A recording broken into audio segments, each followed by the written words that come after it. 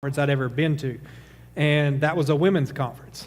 When I worked for Kenneth Hagin Ministries for 8.5 years as a writer, and one year, the only writers that we had on staff were all men, and we had a women's conference, and somebody had to go cover that conference. And so between the three of us guys, one said, I'll cover this one, I'll cover that one, and then I'll cover the third one. And just walking into a church filled with nothing but women, I'm just thinking, where am I going to sit where nobody can see me? What's the quickest way for me to get there for nobody to see me? And so at Rhema out in Tulsa, Oklahoma, if you come in the north lobby, right when you walk in, the sound booth is right there. I said, I'm going to walk in the north lobby, I'm going to go straight into the sound booth, and I'm going to duck down. And so here it is. I get 2 steps in the door, and a woman stops me, stands right in front of me. She goes, "This is a women's conference." And I said, I know, I don't want to be here, but I work here. And so I meandered my way past her, and I got up to the sound booth, and, I'm thinking, okay, well, at least I'm out of sight and everything, and it won't be uncomfortable anymore.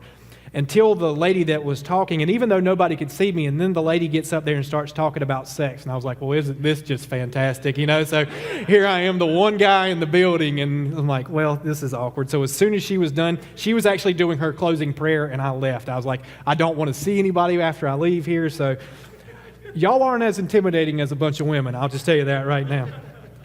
As far as that record goes, I don't talk about that a whole lot. Actually, one of my buddies, it's one of Josh and I's really good friends, and just to let you know how God can work in people's lives, I'm a Tar Heel fan, a North Carolina Tar Heel fan. Josh, unfortunately, is a Duke fan, so we're going to lay hands on him by the end of service. And then my buddy that I was talking to before coming here, he's a Kentucky Wildcat fan. So you put the three of those guys together, and I guess it's the enemy of my enemy is my friend, and so as long as Josh and I are talking about Brent, we're okay, and as long as Josh and Brent are talking about me, they're okay. So, but he was the one who said, you really need to talk more about what you did when you broke the record, because to me it was something cool that I did, a few years ago, but I just did it for opportunities to share my faith. The only bad thing about, the coverage was the guy would ask me a question, and I would talk about Jesus, and I would talk about how, it was God who gave me the ability. And as you could see, God, Jesus, the ability that he'd given me, none of that was put in there. But my buddy, he said, that's something that not a whole lot of people do, is break a world record. He said, you need to start using that more. And it seemed to really fit with the message that I wanted to share tonight. And the funny thing about this message is I know that it's specifically that God dropped this on me because, I've been doing this for, 13 or so years now, and God gave me this specific message for this specific audience. And to be honest, I saw it in a dream. I saw myself in a dream sharing this message. And the weird thing was, I was actually in my dream. I was having a dream. So if you've seen the movie Inception, that's kind of what was going on with me. I had a dream that in my dream I was preaching this message. And in my dream, I woke up and took notes while I was still asleep. And so then when I woke up from that, I took the notes that I'd seen myself taking in my dream. So I just know that God's got something here, because I'm not this creative, I'm not this smart, I'm just a one-armed white boy who loves Jesus, and just, I know what the power of the gospel can do in a man's life. And the funny thing, that song, Break Every Chain, and just listening to Curtis sing, the force that he was just belting that out with, that's what we have to be. That's what we have, as mighty men of God, we have to go in with that, just that force, that tenacity. We've got to go in and I'm going to be a mighty man of God, and I don't care what it takes. It doesn't matter what it is. It doesn't matter who I have to witness to. It doesn't matter what friends I have to cut off. It doesn't matter what websites I can't go to anymore. I'm going to be a mighty man of God because I'm going to make a difference in my life, in my family, in my church, in my world, in one person's life. If it's just one person's life, one person doesn't go to hell because you step up and become a mighty man of God, you've had a successful life. So the thing I want to talk to you, the way the record kind of works with this is when I'm standing there, and you could see a little bit in the background when I was hitting balls, you could see like 4 or 5 people, Well, what you didn't see was behind me, when I'm standing here, the camera was kind of shooting so you could see the people here. You didn't see all the people that were back this way. Or the guy with the news camera who's right here, or the radio station who's there covering it, or people who have stopped their round of golf to come over. There's 30, 40, 50, 60 people standing around watching me, hit golf ball after golf ball. And that can be slightly distracting, when you're normally just used to going out and hitting a golf ball. And do we have any golfers in the house, just out of curiosity? Okay. Josh, I noticed you kept your hand down. Good job. I've heard things. But as a golfer, even if it's not a golfer, I'm sure, have we got any hunters in here? Well, a lot of the same ones. Guys, all y'all do is hunt and play golf. Let me guess. Fishermen, these 2 guys over here and these guys, yep, same ones. All right. And everybody else here, you just read your Bible all the time and pray, right? Is that where everybody else is? Okay. All right, just checking. Well, I'm sure when it comes to hunting, you probably have to deal with distractions. When it comes to fishing, don't drop your beer in the water. I'm sure that's probably one of the main distractions that most fishermen deal with. I don't fish because once you cast it out, what do I do then? I just stand there and lock it and then just turn around and walk in that direction until the hook comes out of the water. So fishing has never really been my thing. But, golf, I was a baseball player before I lost my accident. I lost my accident my arm in an accident when I was 18 years old. And I was always a baseball player before that, kind of got into golf afterwards. And so, but distractions is one of the main things in golf that you have to deal with. If you ever watch it on TV, when Tiger's swinging a club, if he hears a camera, he'll stop and, people pick the guy up and throw him over the fence and get him out of the course. Don't do that while Tiger's playing and all this kind of stuff, because distractions are a major thing that you have to deal with when you're playing golf. And that's what was going on in those first few swings. What you saw there, the swing that you saw, the reaction afterwards, if you couldn't tell, it was a terrible shot, but that, I guess, was just the best shot that he got that day. But when I hit it, it was terrible, so I just came right back down and was ready to tee the next ball up, because I ended up hitting 12 balls. The 12th one was the one I broke the record on. But the first one, I hit probably 2 or 3 feet off the ground, about this high, and it just went out just real, as the worm burner, And then the second one, I'm pretty sure, the jury's still out. I'm pretty sure I hit a house on the second one. That one went way to the right. So then I was like, okay, I need to fix that. So the third one, I hooked it over into the trees on the left. And so I've got like 50, 60 people watching me hit the ball like a guy with no arms. And I was like, this is really impressive. So it started getting a little better and a little better. But the thing I noticed was I was so focused on everything that was going on around me. I was focused on the news guy standing here and the coach that was there. He was like, hey, that time you did this or that time you did that. And I'm like, okay. But then when I'd get back over the ball, I'm standing there and I'm literally shaking. I'm so nervous. And I was so focused on all these just different distractions and everything that I couldn't focus on what it is I was trying to do. And then, so when I started kind of pushing that out of my mind, that was when I started hitting the ball better.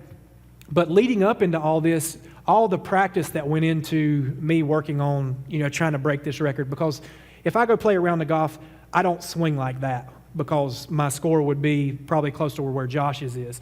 And I just don't want it to get that high. I'm a lot more controlled when I'm playing my own, when I have to go hit wherever it lands.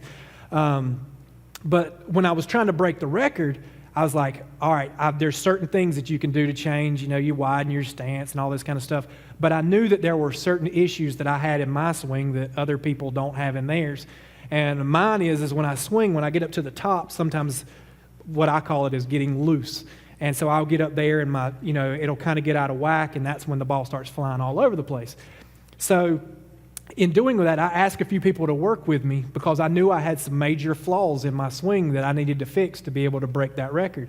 And so sure enough, that day I stood up, I'd hit on my 9th ball, I actually broke the record the first time. The old record was 236 yards.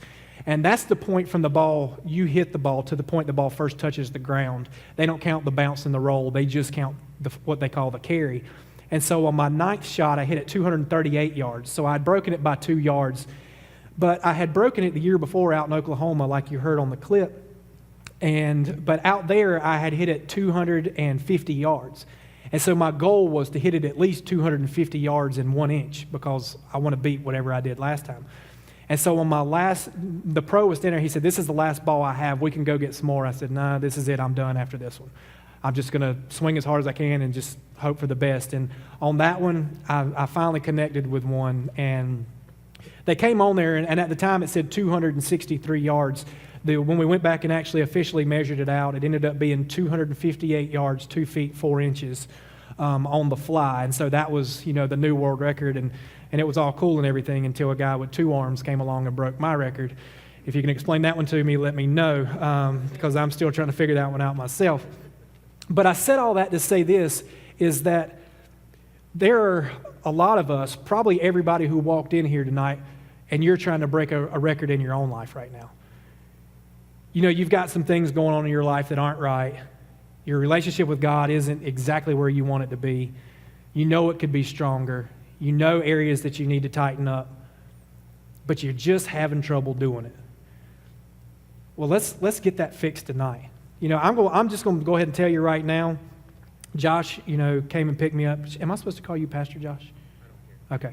I just want to check, because I haven't called Pastor Darrell anything but Pastor Darrell, because he used to come out, or still does, I'm sure, go out and speak out at camp meeting. And, Pastor Darrell, when he comes by, is one of the big dogs. I'm not going to lie. I was nervous when I just met him back there in the office. I was like, "Hey, Pastor Darrell, you speak at Raymond." But Josh, he's a Duke fan, so I don't know where your allegiances lie. So let's just not talk about that in case you're a Duke fan too. And we won't talk about Marshall because I graduated from Appalachian State. So, but, when you're going through all this stuff, and like I said, Josh and I were talking on the way over here, and he said, "Man, just be yourself." And when I get up here, the only thing I can be is real. If I'm struggling with something, I'll tell you. Because, all right, I just got to go. I got to go there. I'm so tired of the church being fake. I'm so tired of coming into church and acting like you've got it all together. You know what?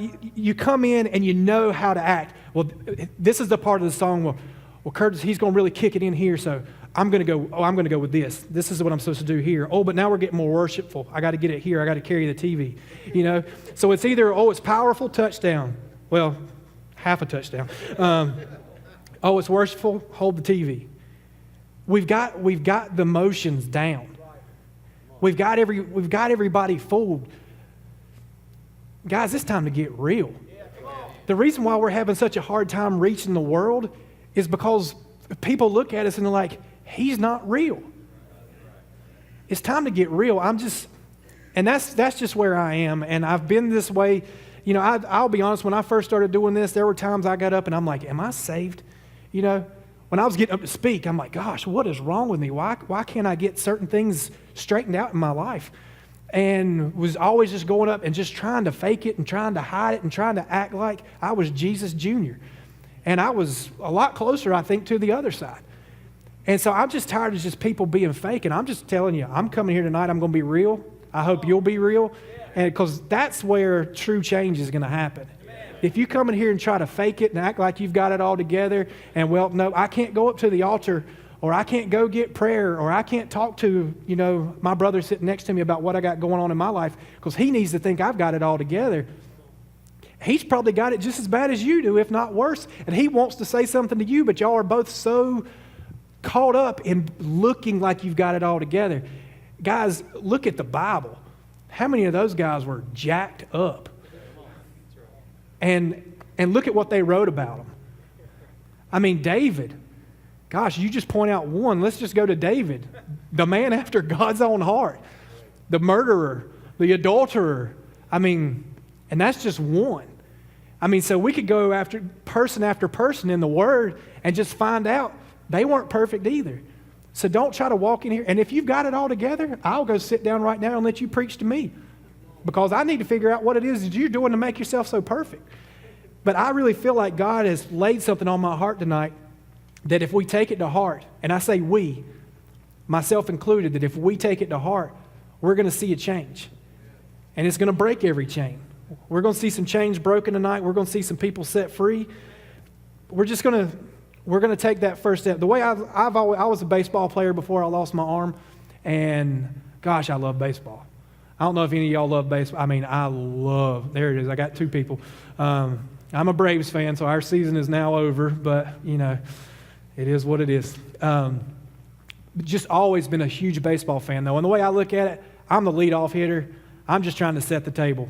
I'm just trying to set things up, and when the cleanup rolls around, just get ready to get knocked out. That's all I got to say. But if you have a Bible, let's turn to 1 Corinthians chapter 9.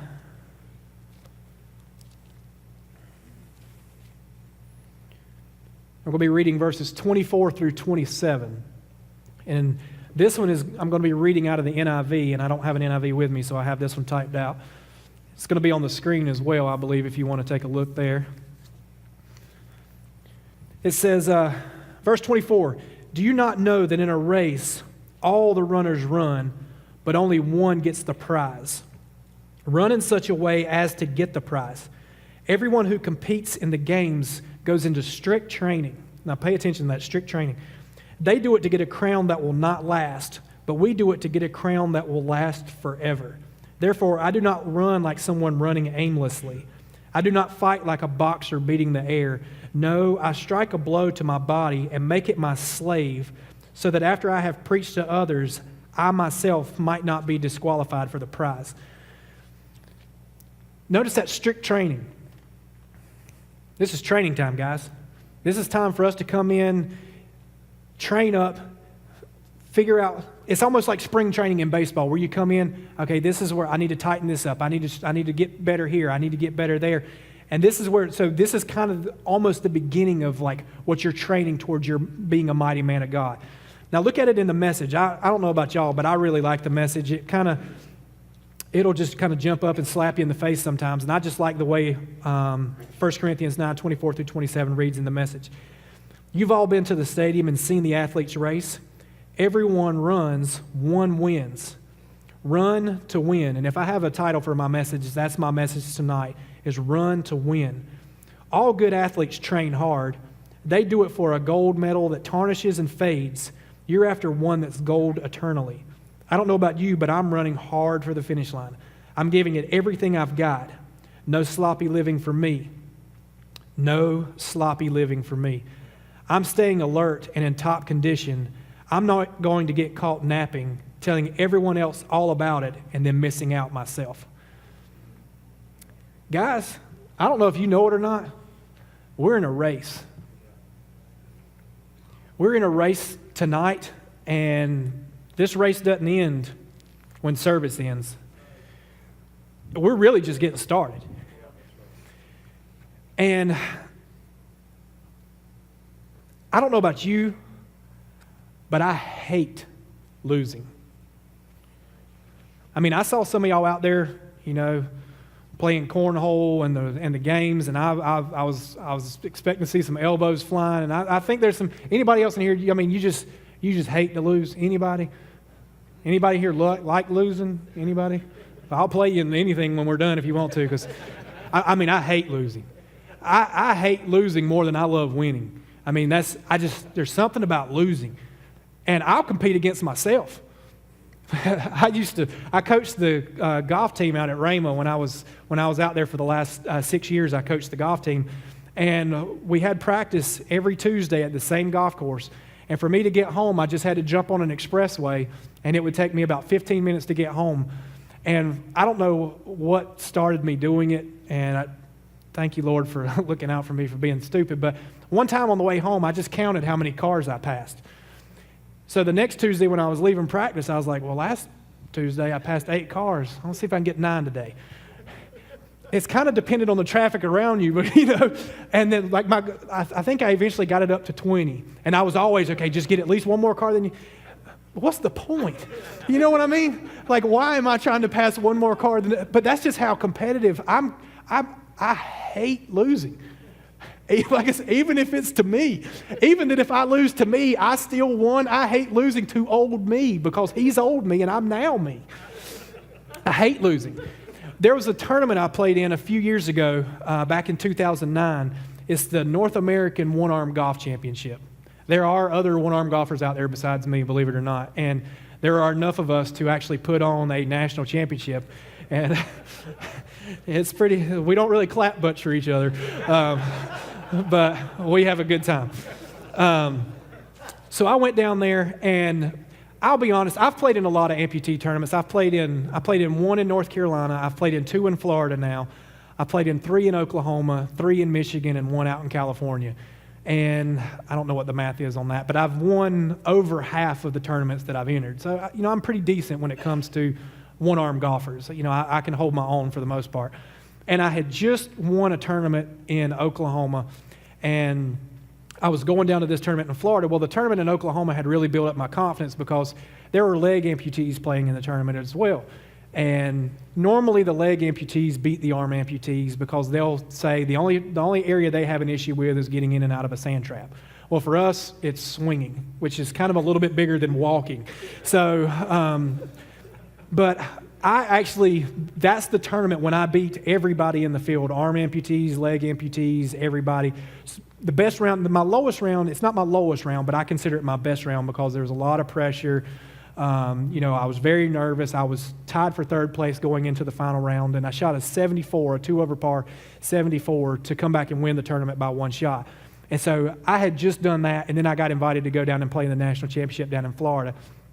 And all I had to do was make it to the finals of match play at this one-arm national championship, and I'll qualify for the one-arm Ryder Cup team and go play over in Scotland. This is back in 2009. And so I go down there, and obviously I step on that first tee, and I'm crazy nervous because this is the biggest tournament I've ever played in, and just how am I going to handle the nerves and everything. Well, the top 8 qualify for match play, and I'd had a terrible qualifying round, but I got the very last spot. Well, as the last qualifier, I got to play the top guy and in the quarterfinals. And so he and I faced off in the quarterfinals, and I beat him on the last hole. So I made it to the semifinals, and I'm playing this guy in the semifinals who, when we're standing on the driving range hitting balls, I'm kind of sizing him up, and I know he's kind of sizing me up. And I'm like, I've got this guy. I've got him. And after 11 holes, I was 4 up. So I'm like, I've really got this guy. I'm already packing my bag. Well, what am I going to take to Scotland? It's going to be cold. Food over there I've been on a mission trip over there before. The food's bad, so I had to figure out. And then I lost the 12th hole. It's okay. I'm still 3 up through 12 until I lost the 13th hole. I'm still 2 up through 13, and then I lost the 14th hole. And I'm like, oh, crap. And after being 4 up through 11 holes, I lost. And it was like somebody punched me in the stomach. I was ready to quit golf for about 20 minutes, and then I went back out on the driving range and started practicing again. I was like, well, I'll be back next year. That's one of the hardest things I've ever had to deal with. Well, sports-wise, it's one of the hardest things I've ever had to deal with. Losing my arm was a little bit tougher than getting beat in golf. But just losing, oh, man, I hated it. And I hate, like I said, I hate losing. And I have a little 5-year-old nephew, and I love that little boy. Oh, I love him, but I won't let him beat me. So he can win when he's better than me, and by that time I'll quit. Because, I hate to lose. Now, there are times I'll team up with him. That's the way I've learned, because when he gets beat, he hates to lose too. And, if we'll be playing video games, I've seen him and his dad playing video games. He'll just walk up, turn the video game off, and walk out because he was getting beat by his dad. So that's probably what I'll end up doing when he starts beating me. But the thing is I saw a bunch of hands go up for a bunch of guys who hate getting beat, who hate to lose. But I feel like there are areas in our lives, in our walk with God, where we allow ourselves to lose. And why is it that that's okay? Is it because nobody knows that you're losing? Or is it because winning a golf tournament or catching that fish or shooting that deer or whatever it is that might be in your life, is that more important than a stronger relationship with God? Or being that mighty man of God that you know He's calling you to be? Let's take a look at Hebrews chapter 12. This is where I think we find what hinders us in our race.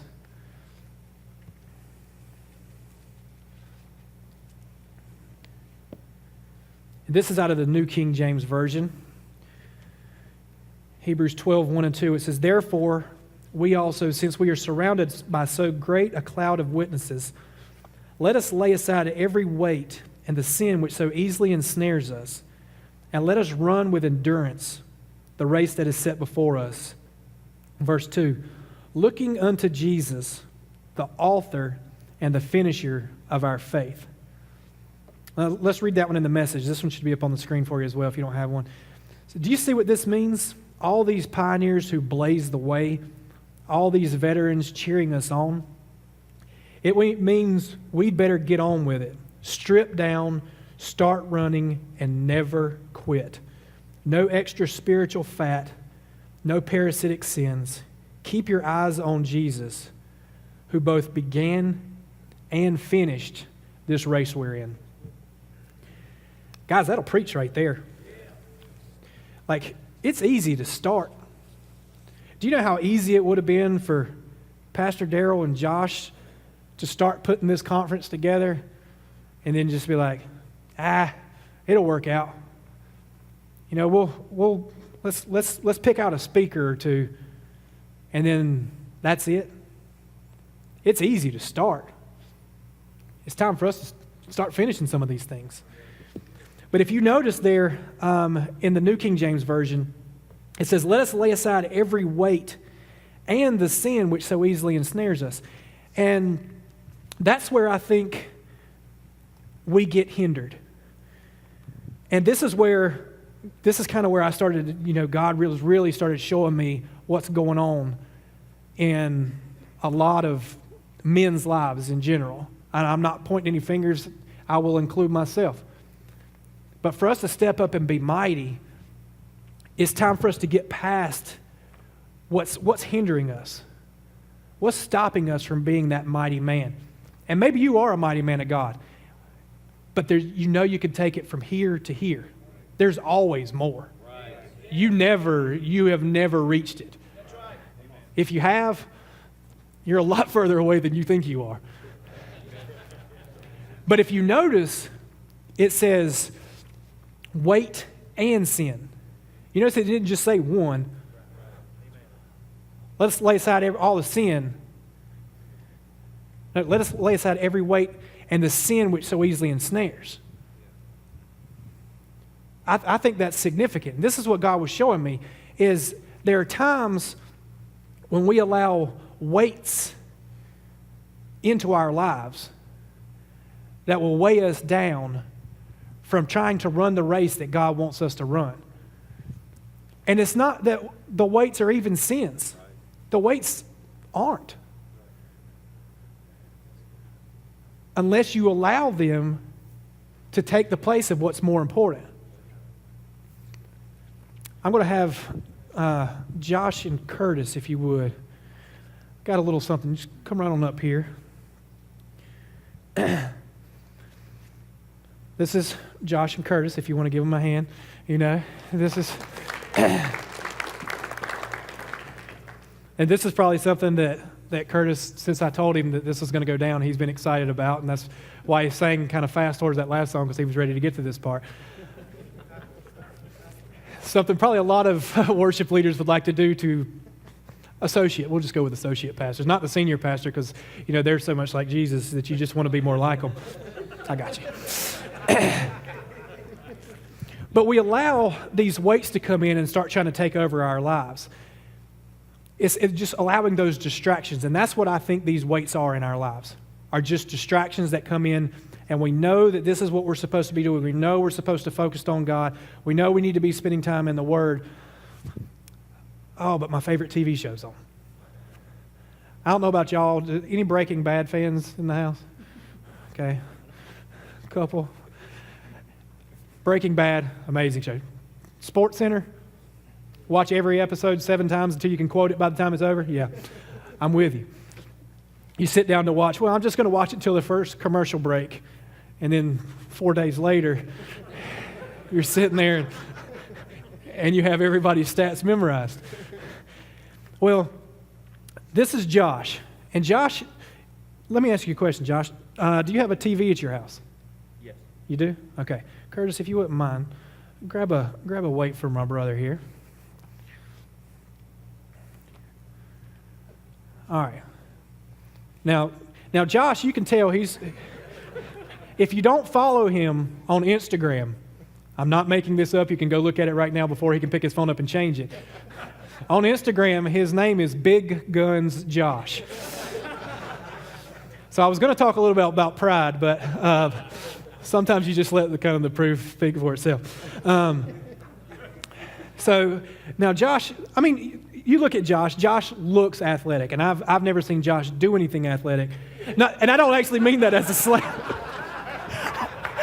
I actually didn't even mean that as a slam. I just normally when I met him out in Oklahoma, we would sit around and eat. I mean, it's what we're good at. But you look at Josh. Josh looks athletic. I would think that Josh is fast or relatively fast, or he can outrun probably most ladies. We'll at least go that far. So now Josh has a television set. He admits, yeah, he's got a TV. All right, so Josh has a TV. Josh, how many channels would you say your TV has the ability to? Hundreds. Okay. Let's get Josh another weight here. Yeah, you might want to pick up the light ones to start with. Okay, so now we've got Josh. Now, Josh can still run. Josh could go we could have a race right now, and there's probably some of you that he could still beat right now. I said you, not me, because I don't think he could beat me right now. So now, Josh, do you have a computer? Yeah. Okay. Let's go ahead and give him another distraction that he's dealing with here. All right. So now Josh has a computer, and I'm guessing, I know you do, Facebook page? Yep. Okay. Josh has a Facebook page. So let's give Josh another. Oh, now he's bringing out the big guns. He's Facebook's a big one. Facebook's a big one. Yep. All right. A Twitter account. Yeah. Okay, he has a Twitter account as well. All right. And if he starts shaking, let me know. We'll speed this part up. All right. And I'm assuming you have an iPhone. Yeah. Okay, he does have an iPhone. Medium-sized guns, Josh. All right, so he's got an iPhone. You have any games like Cut the Rope, Angry Birds? Yeah. Let's just go ahead and give him the rest of them there. All right. Okay. All right, so Josh can still run a race right now. He might still be able to beat somebody in here. I hope not, but he might be able to. He's real old, okay. All right, so that's just one of the issues that, now, if you notice, none of this is a sin. Yeah. Television's not a sin. Having the internet, that's not a sin. Having an iPhone, that's not a sin, because if so, I'm in sin. And Pastor Darrell, you're probably in sin. Guy taking a picture of you right now, he's in sin. Because that's an iPhone, I'm assuming, or a smartphone of some kind. Yeah, I'm going to move over here. But then, now that's just one of them. You okay? All right. We're just going to, Josh is getting a little bit better with his distraction, so we're going to lighten his load just a little bit so that he doesn't ruin my visual aid here. We'll take that one. Are you good now? Yeah. Okay. All right, big guns. All right. Well, you said he hadn't worked out in a little while. Okay. But like I said, it's not sin. It's just a distraction. It's just something that's weighing him down. You know, he could still, like Usain Bolt, probably the fastest man that's ever lived. If you weigh him down with this, he's not going to be breaking any records. He might be breaking some bones, breaking his pride for sure. But he could still run even though he's weighted down. And I feel like this is where some people are in this room tonight. It's not that you're dealing with any sin in your life necessarily. It's just you've got distractions. It's just you've got things that are taking up more of your time than they should. Sitting down in front of Sports Center, for 5 minutes that turns into 5 days. Jumping on the internet, I'm just going to check something real quick, and the next thing you know, you've read the internet, the entire internet. It's just, it's taking precedence. It's what are you putting first? Now, that's just one side of it. Now, let's just say, this isn't true, so I just want to go ahead and clarify, but Josh is dealing with some sin in his life as well. Josh and I have been talking, and Josh, has there ever been a time that you've dealt with fear in your life where you've just been extremely afraid of whatever situation? Okay. Are you good now?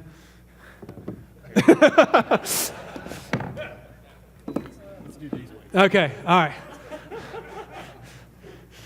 I told you to bring what you could handle. So, yes, you've dealt with fear before in your life. Oh, yeah. Okay. If you would.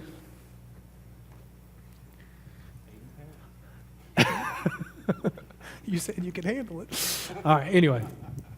So, Josh, this is where that verse says that you get ensnared by your sin. Now I'm assuming, Josh is still weighted down with some distractions because he got rid of some of them, but he's still dealing with a couple of small ones. But now Josh has got sin in his life as well because he's just been dealing with fear.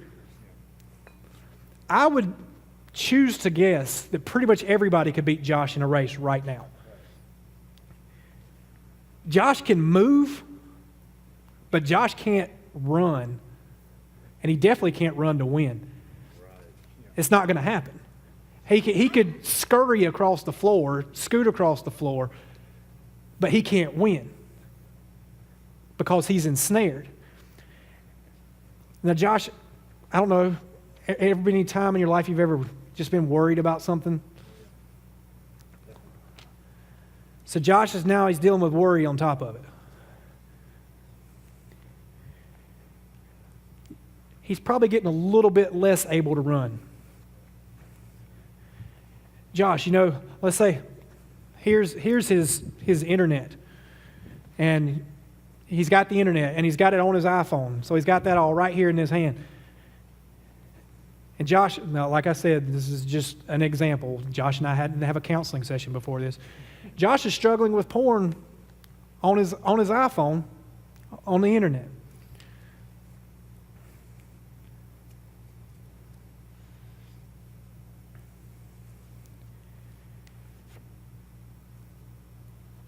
And because of it, because of things that he struggled with in his past, he's allowing his past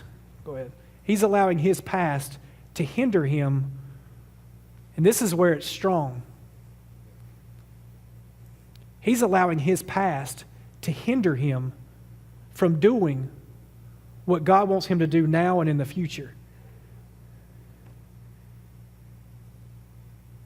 This is where I feel like we are right now. Guys, like I said, there's nothing wrong with TV. There's nothing wrong with having the internet. There's nothing wrong with an iPhone. There's nothing wrong with these things, as long as you can keep it in perspective. What's the most important thing? To be able to get on and check your Facebook real quick, or to spend a couple minutes just praying? To be able to jump on and check your fantasy football scores, or spend some time in the Word? Because the thing is, and it's kind of funny that he did that, because I didn't even tell him to do that, but it was kind of a perfect visual, because when it comes to the distractions in our lives, these are our responsibilities. Jesus, take the TV away from me. Take the TV away from me. And unless you want your TV to get struck by lightning and you to really not have a TV, no, why don't you pick up that remote control and hit the power button? So Josh does that. Let's get rid of. So he sets that distraction down. So he's a little less weighted down now. And you know what? Yeah, I've got a Facebook page, and yeah, I like going on there and seeing what all my friends are doing, because that's honestly, with Josh and a lot of my buddies now that we've all moved in different places, it's the easiest way for me to keep up with most people. But you know what? You know, Josh, he's going to sit down and instead of spending 10 minutes on Facebook, I'm just going to go spend some time with Jesus. And now he's a little less weighed down. And you know what? Yeah, I could flip on, you know, the radio and listen to 90s, some 90s music, some Sir Mix-a-Lot, some MC Hammer, you know, the good stuff. The good stuff. But you know what? I'm going to turn the radio off, and I'm just going to spend some time just singing to God. So he takes that one and he sets it aside.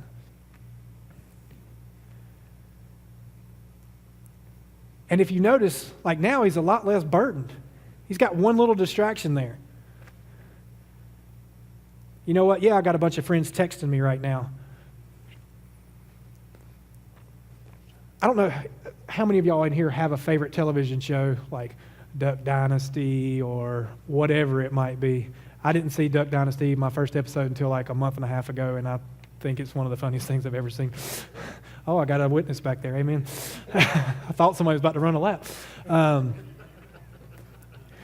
But I know people that you do not call them at certain times of the day. American Idol's on. Duck Dynasty's on. Breaking Bad. Walking Dead. Monday Night Football. Don't call me during that time. When the show Lost was on, I was lost. Just don't call, don't text, don't send a smoke signal, a carrier pigeon, nothing. Because I'm trying to figure out what the heck's going on. But how many of us will do that with our relationship with God? You know what, God? I'm going to sit down, and for 30 minutes, I'm pushing everything aside. I don't care if it's a phone call, text message. I don't care what it is. God, I'm giving you your time. And that's what Josh decides to do with that last distraction. You know what? I don't care if anybody texts me. I don't care if anybody calls me. I don't care what they do. I'm spending time with God. And so now, Josh has freed himself of distractions. But he's still not going to be able to run very well. He's all tangled up in sin.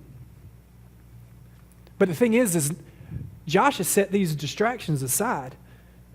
And now he's done his part.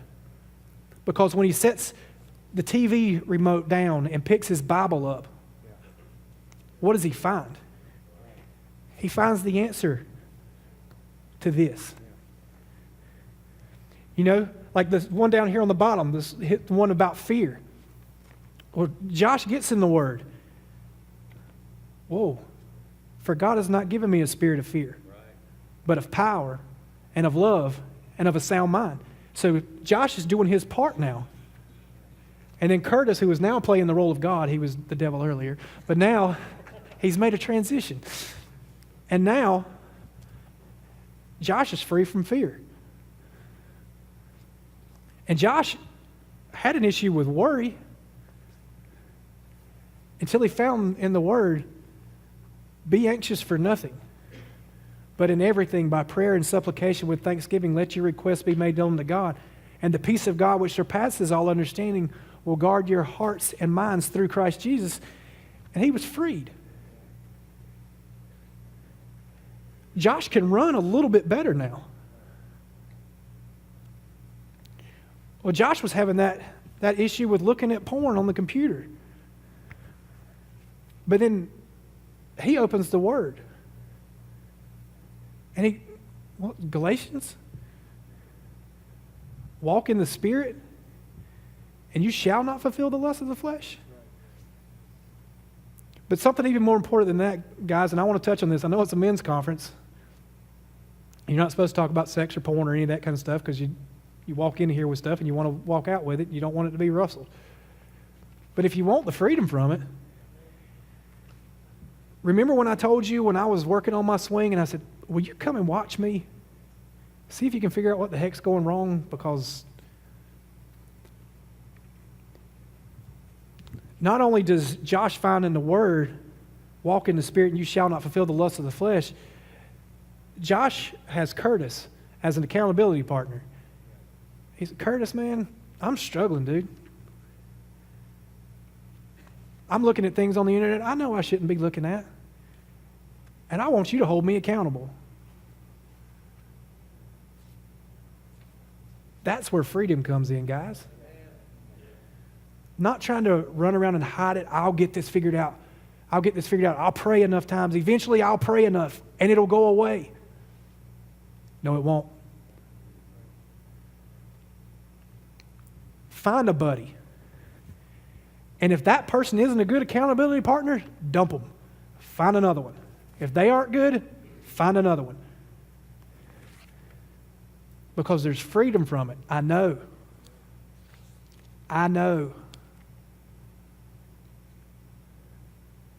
My pastor in South Carolina, he said after he became a Christian, he struggled with pornography for 9 years.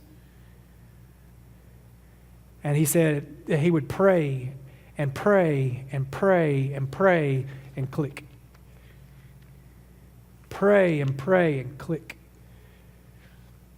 And it wasn't until he went to a close Christian brother that he felt like he could confide in and be like, listen, I am struggling with this and I'm tired of it and I don't want to deal with it anymore. I know some of y'all are feeling kind of nervous right now. You almost feel like I'm going to start calling names. I'm not going to. That's between you and God and then whoever you end up wanting to share it with. But guys, there's freedom. So he finds that verse and he talks with Curtis and boom. He can run now. But he's not quite free. And I had this arranged differently, and then I just felt like God at the end, just for whatever reason, he had me kind of closing it up with this one. Is, because of the fear that he allowed in his life, and because of the worry that he allowed in his life, and because he struggled with porn, well, now God can't really use me. Look at everything that I've done. Look at everything I could have been doing for God, but instead of doing that, he's so focused on being tied here and tied here that he doesn't even feel like he's tied there anymore. But right here he is, because he can't let go of what he did in his past. Guys, when you read the New Testament, there's a very good chance you're reading after Paul. And I'd say that for the most part, none of us were probably quite as bad as Paul. Anybody here just kill Christians for fun? Well, you might want to raise your hand. But you're looking at, that was what he was doing. He was killing Christians and thought he was doing the right thing. I'm going to pop this one verse up here for you because I want you to see it.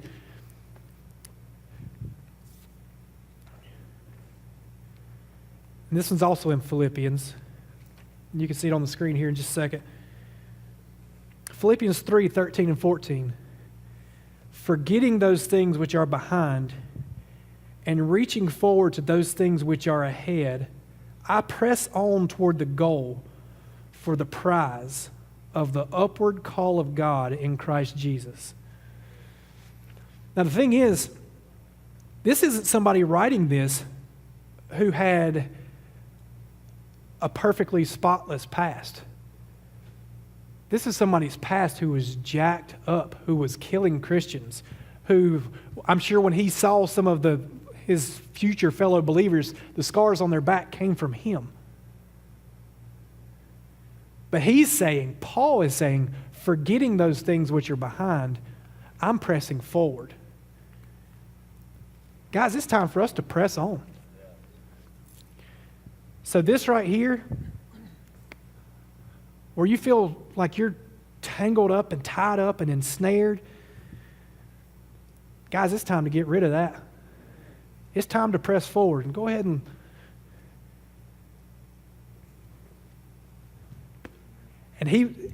I wish I'd done it before and after.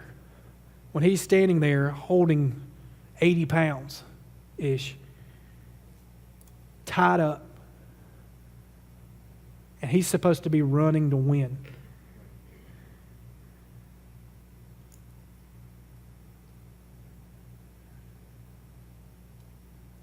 I feel like there are just some guys in here tonight, and you feel like that's you. Maybe you're good. Maybe you're not ensnared. Maybe you're just carrying distractions. And guys, I know, pastors, I know that y'all have to deal with distractions. You can't tell me running a church like this or like y'all's churches is easy. I know it's not. But I guarantee you, Pastor Darrell knows how to set aside the distractions because he knows, Jesus. Y'all have heard of him, right? He set aside distractions. You know when he went and he's like, all right, you three, come with me. We're going to go over here and pray. And then they got here. And then Jesus said, all right, I'm going a little further. Jesus got away from the distractions. If Jesus has to. So I feel like that's some of you tonight. You're just walking around just weighted down. And you can run, but you're so top heavy that you're going to go down because you're so just weighted down. Guys, it's time to drop those things at the altar. And others of you, you might not really be feeling like you got distractions, but gosh, you just got sin just wrapped all around you. And you're not going anywhere. You're just tied up. You're not running. You're standing in place. And I know that the Bible says, having done all to stand, but it doesn't mean having done all the sins then to stand. And then there's some, I honestly believe that you were both. You're weighed down and you're ensnared and you can't do a thing. You think. Until tonight. Tonight, it's time to put this stuff down. It's time to take these snares off. And it's time to leave them at the altar. And I don't know what y'all were expecting when y'all came in here tonight. I don't know if y'all were expecting to run around and spit and snort and kick. But this is who I am. And this is how God had me go.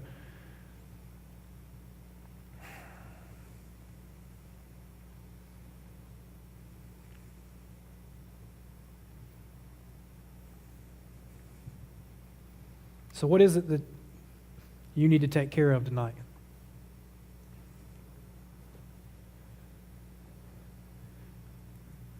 What is it that's in your life that's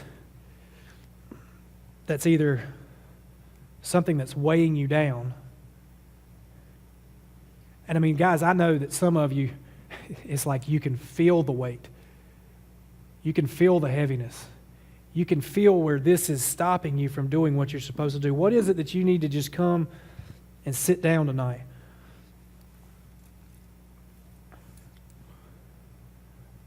Or what's got you ensnared?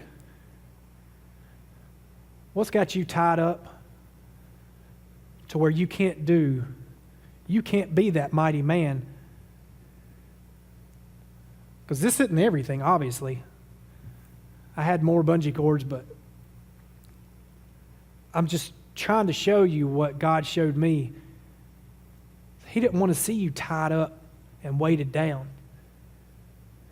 He wants to see you free and running. And not just running, but running to win. Anybody can run. You know, I could say, all right, guys, we're going to have a race right now, ready, set, go. And everybody just takes off running in a different direction. But the thing is sin means to literally just means to miss the mark.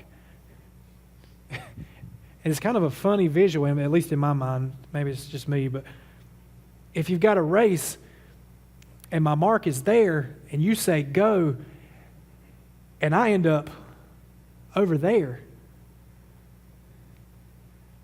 like we're running to win. Like if somebody got it next to me right now, I would push you down to make sure I won. I'm running to win. We need to run to win spiritually. We need to get our eyes fixed on that prize that's out in front of us. Oh, Jesus. Because the thing is, unless Jesus comes, we all got the same finish line. Unless he comes in the next however many years, we're all going to end the same way. Our finish line is death, believe it or not. But in God, we don't just have that. In God, we've all got that same finish line in God. Well done, good and faithful servant. We're not just running to run. We're running to win. And that's what you are running to win, is to hear him say those words. And to be like Paul when he got done. Man, how would you like to just, after everything Paul did, just sit down?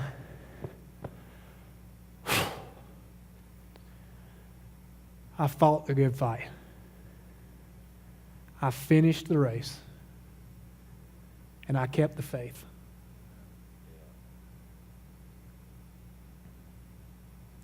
Curtis, if you want to. So guys, what is it tonight?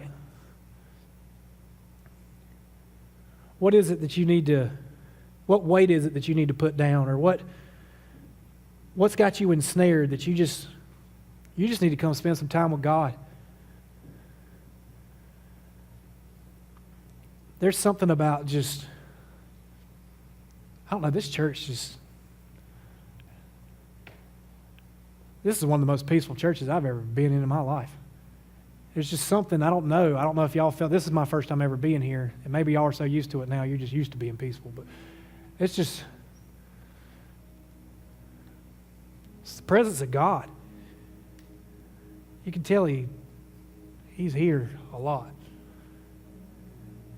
There's just something about when you're in his presence and just coming up here and just saying, God, there's some stuff I'm done with. And then there might be a step when you leave here tonight of sitting down with one of your buddies and be like, you know what, I'm struggling with this or I'm struggling with that. And I just want you to hold me accountable. So guys, I'm just going to open it up to you. The altar's open. Whatever it is you might be dealing with, and the thing is like, I could lay my hand on you. Pastor Darrell could lay his hand on you. Hands, plural. But I feel like this is just something between you and God.